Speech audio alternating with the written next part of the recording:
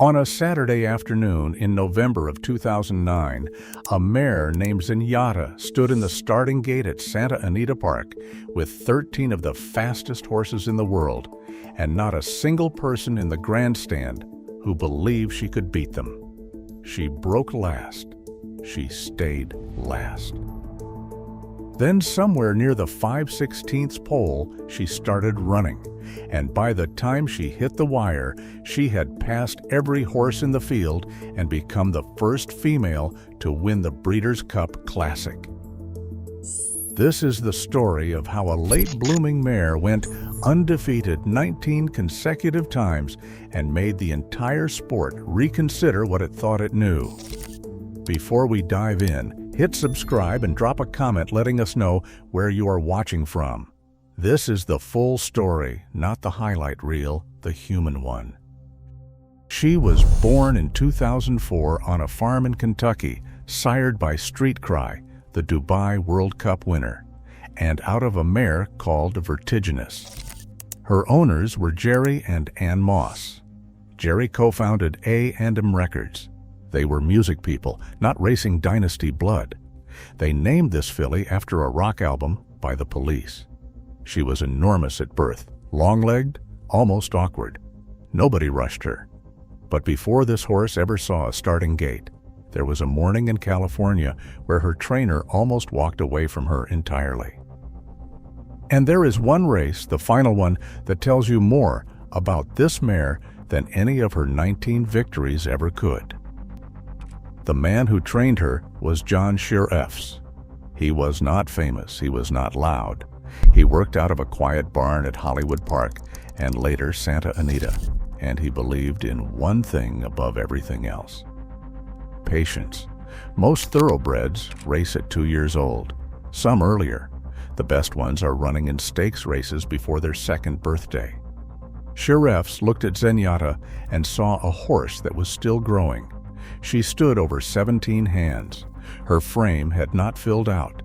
Her legs were long and her coordination at slow speeds was almost clumsy, like watching a giraffe figure out a staircase. He told the Mosses she was not ready.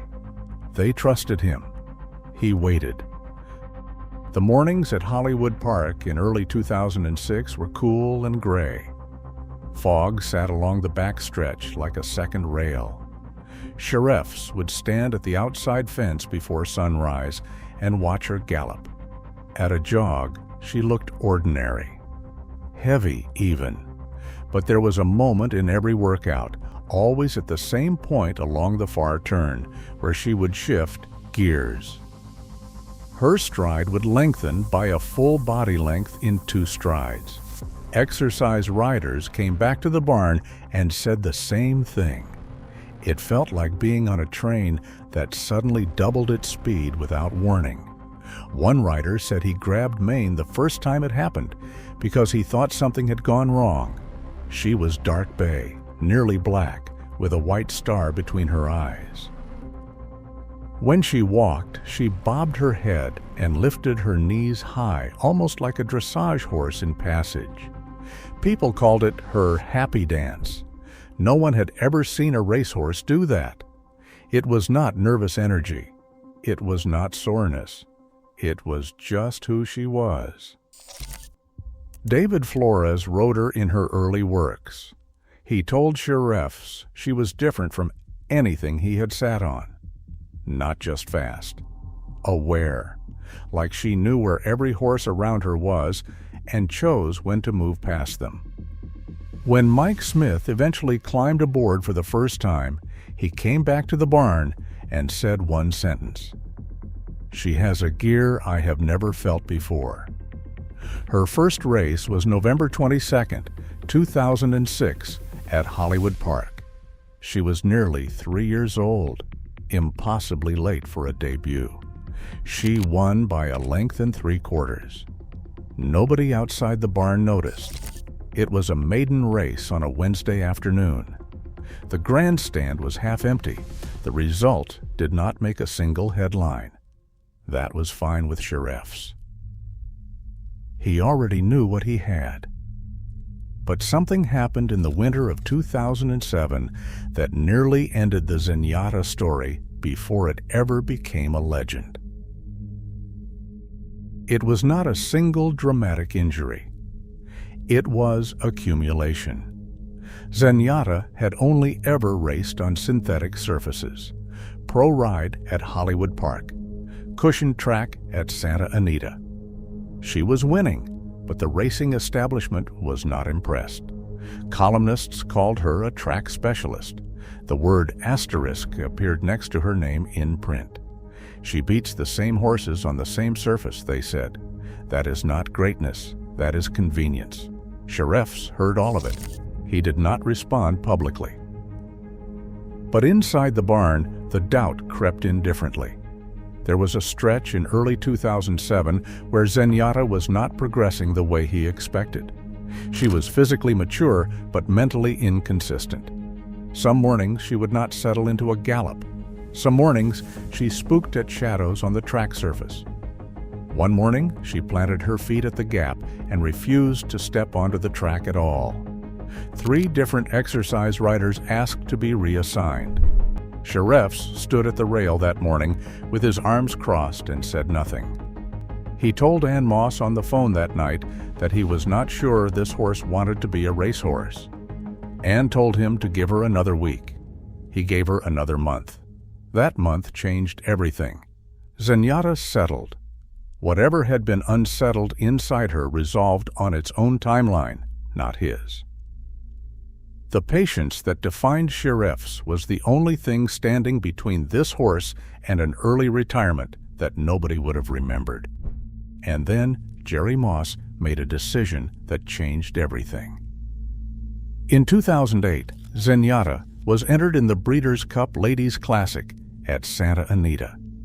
She was already undefeated, already dominant against fillies and mares. But the asterisk still hung over her name. She had never beaten males. She had never run on dirt. The Ladies' Classic was on the synthetic surface, and she won it easily, closing from far back with the same impossible acceleration that had become her signature. But the win did not silence anyone. It confirmed what the critics already believed. She could beat females on a fake surface. That was all. Then the Mosses sat down with Sheriffs in the winter of 2009 and asked him one question: can she beat the boys? Sheriffs did not answer right away. He went back to the barn. He watched her train for 3 weeks. He watched how she handled the dirt surface during morning works at Santa Anita. He watched her feet. He watched her breathing. Then he called the Mosses and said 2 words: enter her. The 2009 Breeders' Cup Classic was held at Santa Anita on November 7th. The field was deep. Gio Ponte, Summerbird, the Belmont Stakes winner. Mine That Bird, who had won the Kentucky Derby at 50-1 odds 6 months earlier. Colonel John. Awesome Gem. These were the best older horses and 3-year-olds in training. And in the middle of them, one mare, 14 for 14. Undefeated, but unproven against this level of competition on this surface. 100,000 people filled Santa Anita that afternoon. The San Gabriel Mountains behind the grandstand were sharp against a clear sky. The temperature was 72 degrees. The dirt was fast. When the gate opened, Zenyatta broke cleanly and immediately settled at the back of the field. Dead last. This was not a mistake. This was how she ran, every single time. Mike Smith sat still. His hands were quiet on the reins. Around the clubhouse turn, she was 17 lengths behind the leader. The crowd murmured. People who had never seen her race before thought something was wrong. Then, at the 5/16 pole, Smith moved his hands forward an inch. That was all it took. Zenyatta launched. She swept 5 wide around the far turn. She passed horses in pairs. The announcer's voice climbed half an octave. She hit the front with 50 yards to run and won by a length. Mike Smith stood in the irons and pumped his fist. He was crying. The crowd noise was so loud that jockeys in the next race said they could still hear it 20 minutes later. No mare had ever won the Breeders' Cup Classic. No horse had ever won it the way she did. From dead last, 5 wide, against the best horses in the world. What made Zenyatta different from every other closer in racing history was not just her speed. It was the feeling she created. Every time she ran, the pattern was the same. She would break from the gate and drift to the back. She would sit there, 15 lengths behind, while the crowd held its breath. And then she would move. Every single time, the people watching described it differently. Some said it looked like she was toying with the field. Some said she did not realize she was in a race until the half-mile pole. Mike Smith said she had a gear that no other horse he had ever ridden possessed. She would wait and then explode, and by the time the other horses heard her coming, she was already past them. She was 15 for 15, then 16, then 17, then 18, then 19. She won the 2010 Apple Blossom at Oaklawn Park. She won the Vanity at Hollywood Park. She won the Clement Hirsch at Del Mar. She won the Ladies' Secret at Santa Anita. Every single race from behind. Every single race with that same closing kick. The wins stopped being surprising and started being inevitable. And that inevitability was what made them terrifying. Because each time, for the first half of the race, she looked beaten, and each time she was not. By the fall of 2010, Zenyatta was on the cover of magazines that had nothing to do with horse racing. She was national news. People who had never been to a racetrack knew her name. She had not lost a race in 4 years of competition. 19 starts, 19 wins. And the Mosses entered her one more time. The 2010 Breeders' Cup Classic was held at Churchill Downs in Louisville, Kentucky on the 6th of November. She was going for number 20. The weight of the streak was enormous. She was 6 years old. She had traveled across the country to a track she had never raced on. The surface was dirt, and it was deeper and heavier than the Santa Anita dirt she had trained over. She ran her race. The same race she always ran, dead last out of the gate, settled at the back, waited, then moved. She came 5 wide around the turn and began passing horses one by one. The crowd at Churchill Downs was screaming. She got to the leaders in the final 16th of a mile. She was gaining on a colt named Blame with every stride. But this time the wire came 1 stride too soon. Blame held on by a head. Zenyatta lost. Her first defeat. Her only defeat. The record was 19 wins and 1 loss. The crowd did not cheer for Blame. They cheered for her. They stood and applauded a horse that had just lost. Mike Smith dismounted and did not speak for several minutes. Zenyatta retired after that race. She went home to Lane's End Farm in Versailles, Kentucky, where the Mosses kept their broodmare band. She became a mother.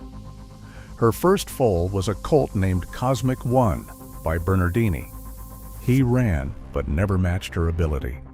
She produced several more foals, including Zenyatta and Zelda, and the bloodline continues through them.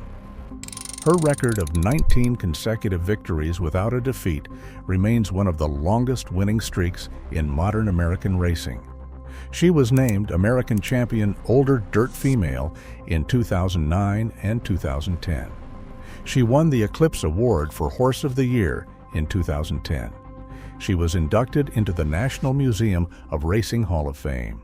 But numbers do not carry a legacy the way people do. There is a woman in Arcadia, California tonight who has visited Santa Anita on the first Saturday of every November for 15 years. She was in the grandstand in 2009 when Zenyatta won the Classic. She does not go to watch the races.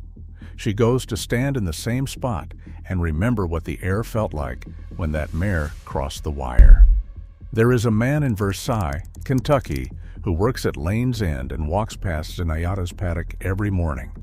He says she still does the dance, still bobs her head when she walks, still lifts her knees like she is hearing music no one else can hear. There is a girl in Lexington who has never seen Zenyatta race.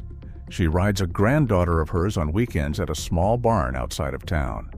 She does not fully understand why her mother cries whenever someone mentions that name. But she will. Santa Anita Park sits quiet on a Tuesday morning. The grandstand is empty. The dirt is freshly harrowed. Somewhere in Kentucky, a dark bay mare with a white star stands in a field, older now, still doing that same little dance when she walks.